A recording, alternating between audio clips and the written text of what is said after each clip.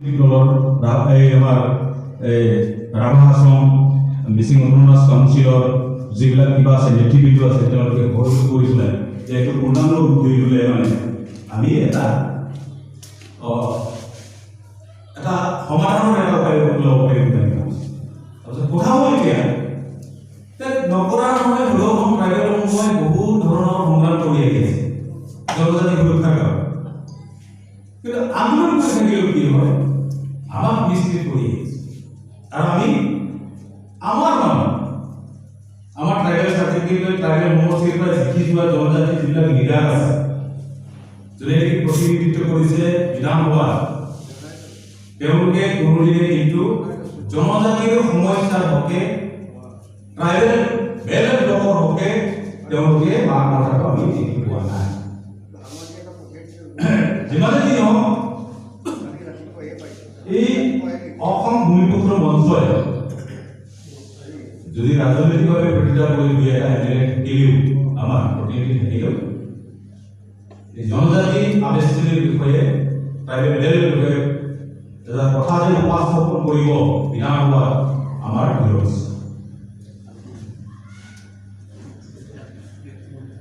আমি এতিয়া খিলঞ্জীয়া সংজ্ঞা অসমৰ খিলঞ্জীয়া সংজ্ঞা কেলেৰে হয় আছে কয় সদায় খিলঞ্জীয়া বুলি, কিন্তু খিলঞ্জীয়া সংজ্ঞাটো কোনো আজিলৈকে নিৰূপণ কৰা অসমীয়া কোনো তাকো সঠিকভাৱে নিৰূপণ কৰিব পাৰে।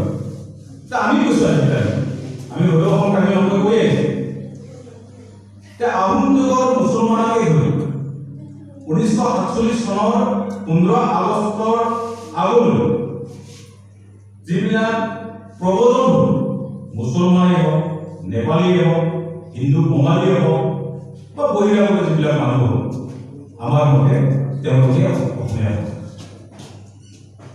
কিন্তু হৈ যে অসম আন্দোলন হ'ল তেওঁলোকে লিখিলে 24 মাৰ্চ তাৰ আগলৈ আমাৰ অসমীয়া হৈ থাকে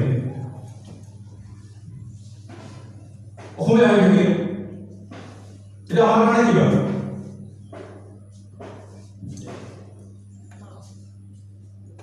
আজিৰ তাৰিখত অসমৰ যিমানখিনি বুদ্ধিজীৱী আছে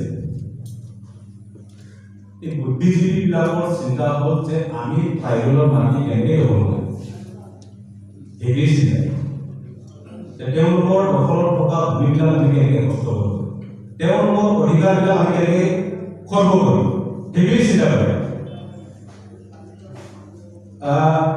এতিয়া চাওক আপোনালোকে 60 পৰা 70% বহিৰাগত যিবিলাক বহিৰাগত আছে বাংলাদেশৰ পৰাই আহক বা পশ্চিমীয়া ৰাজ্যবিলাকৰ পৰাই আহক, তেওঁলোকে 60 পৰা 70% এই মানুহবিলাক আমাৰ জনজাতি আলোচনী সমূহ অঞ্চলতে সোমাই আছে। তেওঁলোকক 1886 চনৰ যিটো অসম ভূমি আৰু ৰাজহ বিনিময় আইনৰ মতে তেওঁলোকক উচ্ছেদ কৰিব পাৰে, কিন্তু চৰকাৰে এটা ভৱিষ্যত দিল, কিন্তু ভৱিষ্যত থাকক চাৰে তেওঁলোকে কি কৰে এওঁলোকক উদুগুটি দি আহিছে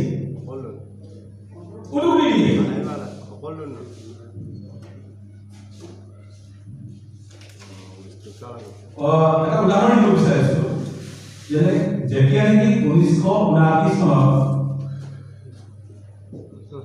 অসম ছাত্ৰ সন্থাৰ নেতৃত্ব আন্দোলন আৰম্ভ তেতিয়া কি হ'ল উচ্চ বৰ্ণ বুলি ক'ব লাগিব যিটো প্ৰফুল্ল মহন্ত তেওঁ কি কৰিলে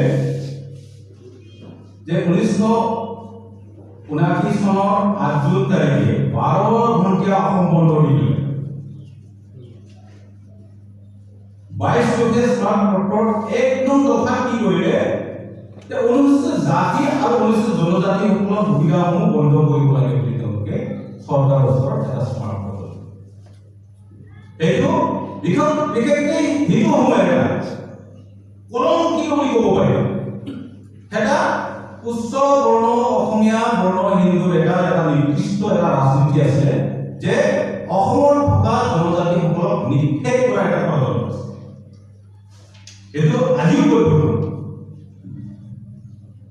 পিছত যেনিবা এটা সঠিক ঘূৰাই গ'লে প্ৰদৰ্শন ছাত্ৰ সন্থাই পিছত 10 নম্বৰ পৰা অসমৰ ভূমিপুত্ৰসকলক জনজাতিসকলৰ সাহিত্য কলা সংস্কৃতি সকলো পৰীক্ষা দিব লাগে বুলি 10 নম্বৰ পৰা এটা অন্তৰ্ভুক্তি কৰি অসম চুক্তি কৰা পিছত কৰিব। এতিয়া যিয়ে নহওক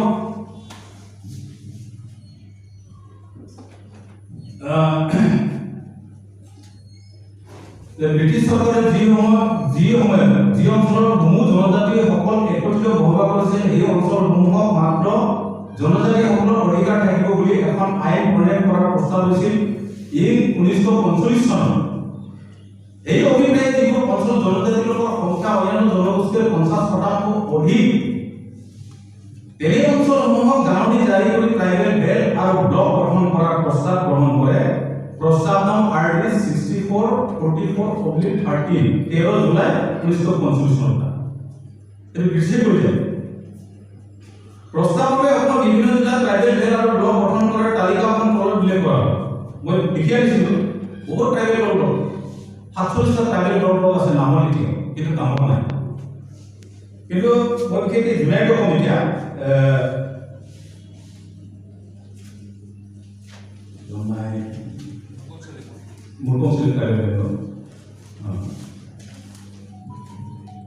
আমার জোনাইটো মুরগং সেলে জোনাই ট্রাইবেল বেল্ট ব্লক গঠন করা হয় 13/3/1951 চনত। 1951 চনত এটো গঠন করা। এই গঠন করার আমি আজি নাম লব লাগিব ভৈৰামবুৰী, চেনিৰাম, ৰেগন, ডাঙৰীয়া আৰু এই আমাৰ পৰিচন্দ্ৰ আছিল নেকি MLA ৰঘুনাথ ব্ৰহ্ম তেওঁলোকৰ নেতৃত্বত এইটো গঠন কৰিলে। 13/1951 চনত গঠন কৰিলে।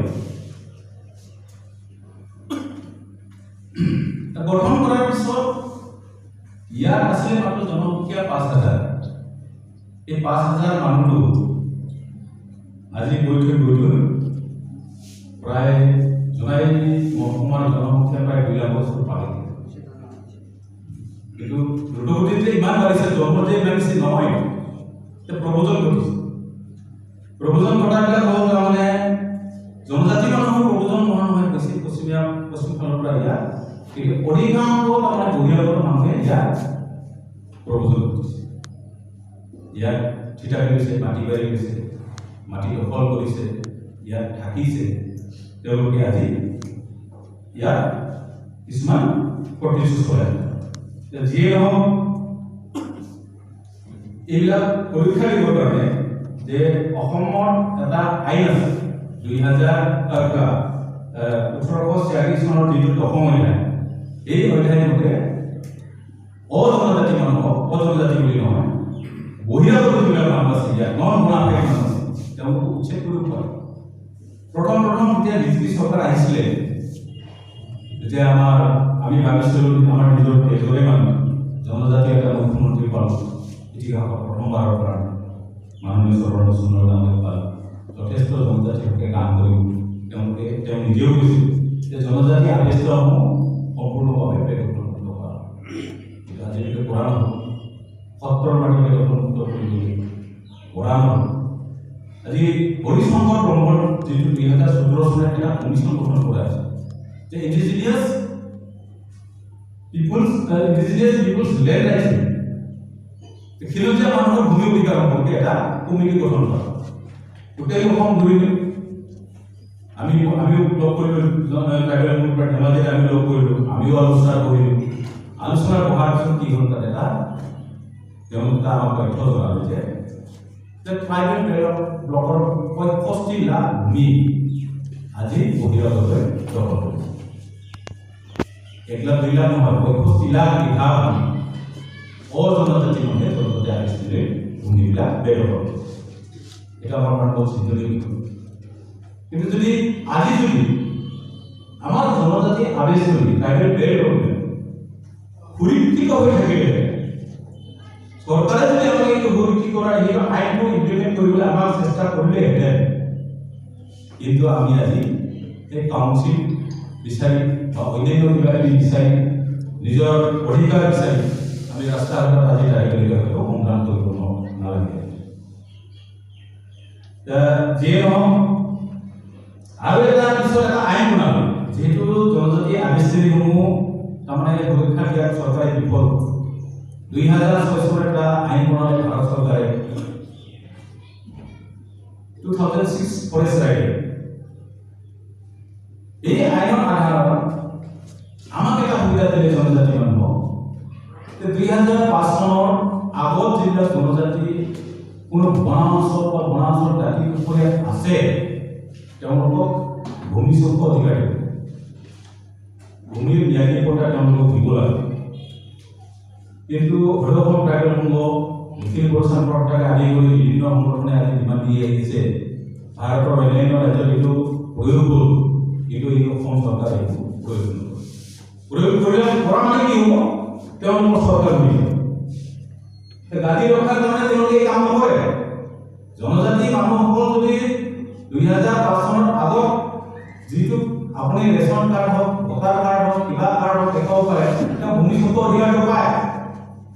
কিন্তু অজনজাতি মানুহবিলাক যিবিলাক পৰম্পৰাগত বন নিবাসী বুলি কোৱা হয়, তেওঁলোকে 3টা জেনেৰেশ্যন, এটা জেনেৰেশ্যন 25 বছৰকে ধৰা হওক, 25 বছৰকে হ'লে 2005 চনৰ পৰা 75 বছৰ আগতে থাকিব লাগিব তেতিয়া তেওঁ ভূমি মাটি পাব।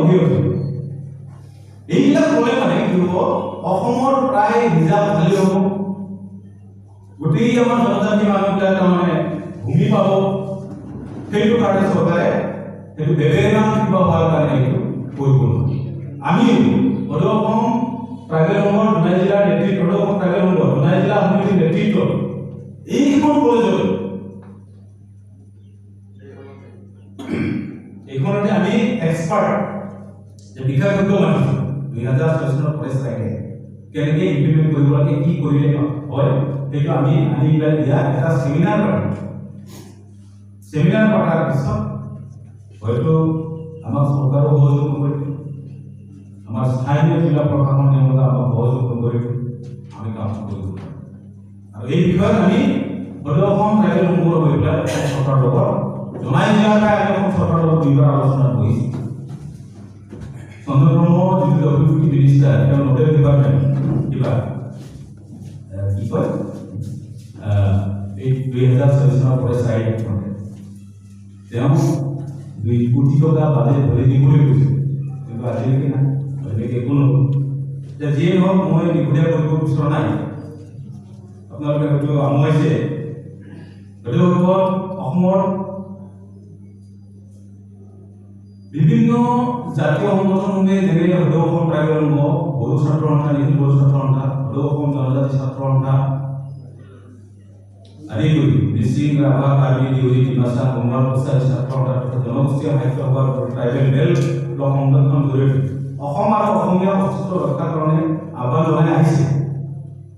কিন্তু এটা কথা আমি জনাত বৰ্তমান আধুনিক যুগত কাৰোবাৰ আহ্বান জনালে কিবা এটা কাম সমাধান হ'ব তাৰ কোনো নিশ্চয়তা নাই। ট্ৰাইবেল বেল ব্লকসমূহ হৈছে ভাৰতীয় সংবিধানে জনজাতিসকলৰ অস্তিত্ব ৰক্ষাৰ কাৰণে প্ৰদান কৰা এটি ৰক্ষা কৱচ। এই ৰক্ষা কৱচত সোমাবলৈ আন কাৰোবাৰ আহ্বান কাৰোবাৰ প্ৰয়োজন নাই।